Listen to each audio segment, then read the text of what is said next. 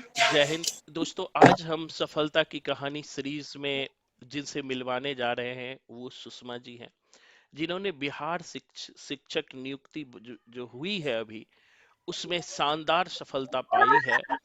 तो इस शानदार सफलता किस तरह पाई है, किस तरह इन्होंने संघर्ष किया है, किस तरह जीवन में आगे बढ़ने का प्रयास किया है, उन सब की चर्चा करेंगे।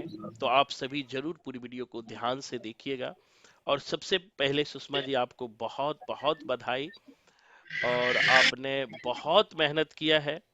तो आप जरूर अपने बारे में दर्शकों को बताइए कि आपने किस तरह मेहनत किया और इस सफलता तक पहुंची हैं। Thank you sir.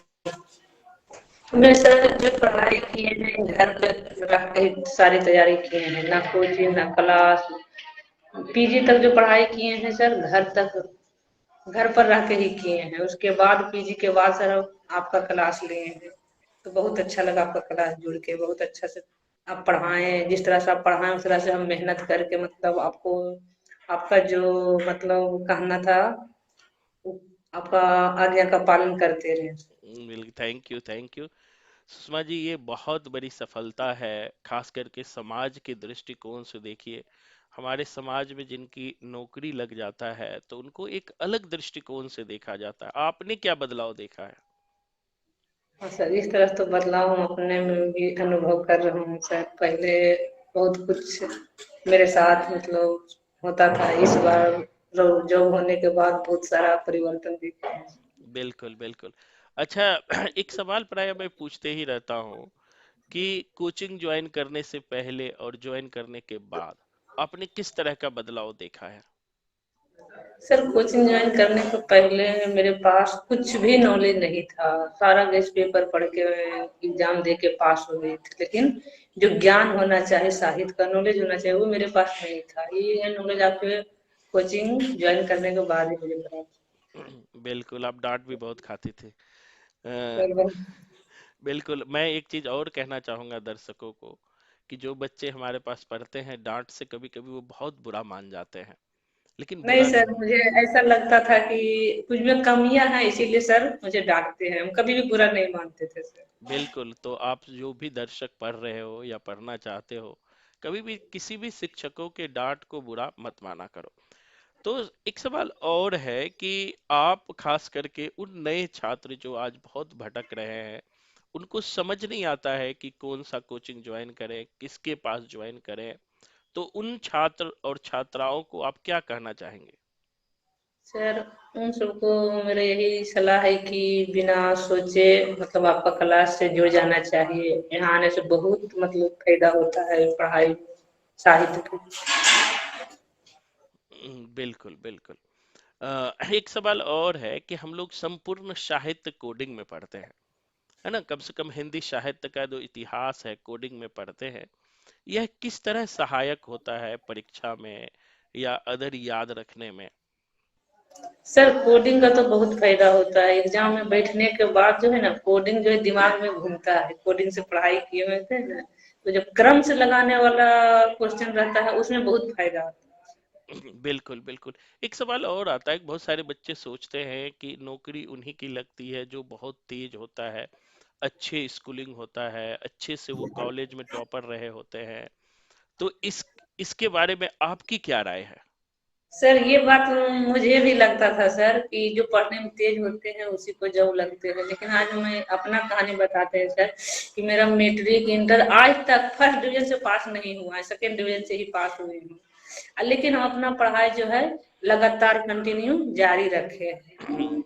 कभी ब- कोचिंग क्लास के बिना ही घर में रह के हाउस वाइफ बन के मतलब बच्चों लोग को संभाल के ही अपना पढ़ाई जारी रखे।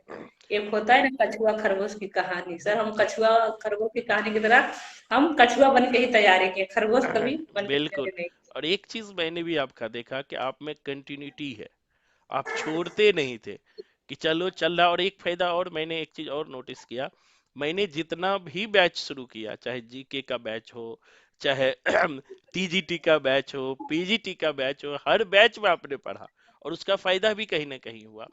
एक सवाल और है कि बहुत सारे खास करके महिलाएं, अपने पास महिलाएं ज्यादा पढ़ती है पता है, महिलाएं का एक शिकायत सबसे ज्यादा रहती है कि सर हमारे पास बच्चे हैं, हम कैसे पढ़ेंगे, इसीलिए मुझे टेस्ट में भी नंबर नहीं आता, पढ़ भी नहीं पाती हूँ।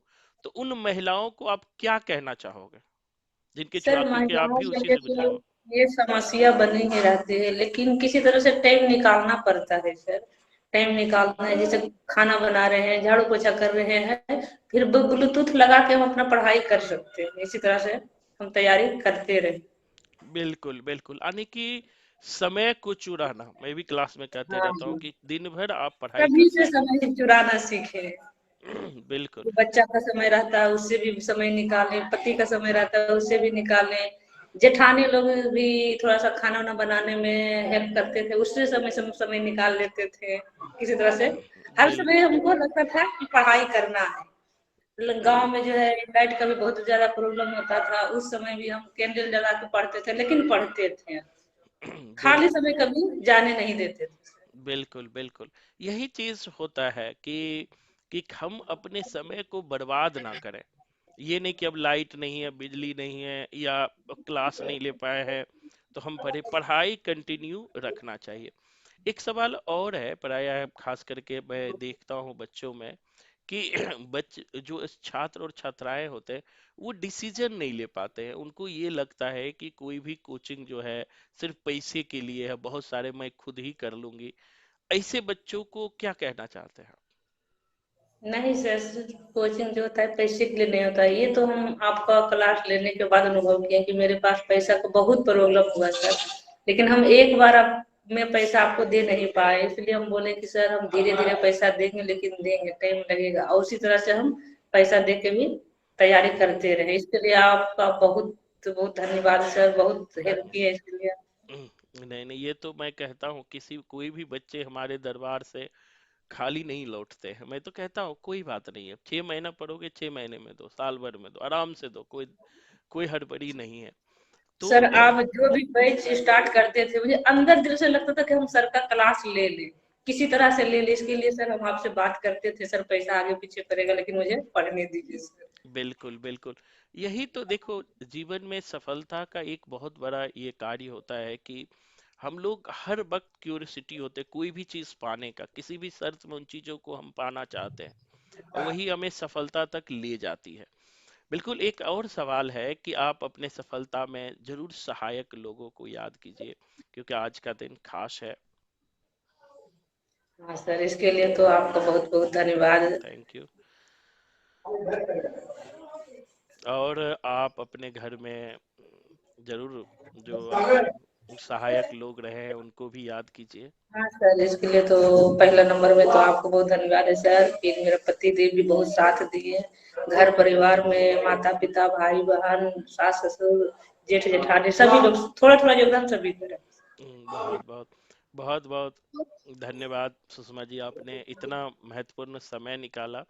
और इतनी व्यस्तता, आजकल बहुत व्यस्तता चल रही है, और सबका सबका चल रही है, आपकी ही नहीं, जो भी बिहार में ज्वाइन किए, जिनसे भी बात करता हूँ तो वही कहते हैं कि सर बहुत दूर दे दिया है, तो व्यस्तता रहती है। फिर भी मैं सारे थैंक दर्शकों यू को एक सर। बात कहना चाहूंगा सुषमा जी के माध्यम से, कि जहाँ चाह है वहाँ राह है। एक बात हाँ जरूर याद सर, ये रखना बात तो चाहिए जरूर। कि कलाम जी ने कहा है, जो हमारे पूर्व राष्ट्रपति रहे हैं, कि सूरज की तरह चमकना चाहते हो तो पहले सूरज की तरह जलना सीखो। जगन्नाथ सीख, ये बात तो सही। और हार्ड वर्क और समर्पण, और हर वक्त अपना पहला प्यार पढ़ाई को देना होता है, तभी वो सफलता मिलती है। नहीं तो हम हर तरह कभी इधर हाथ मारेंगे, कभी उधर हाथ मारेंगे, तो फिर सफलताएं हमसे दूर होती जाती है। बहुत बहुत धन्यवाद। Thank you.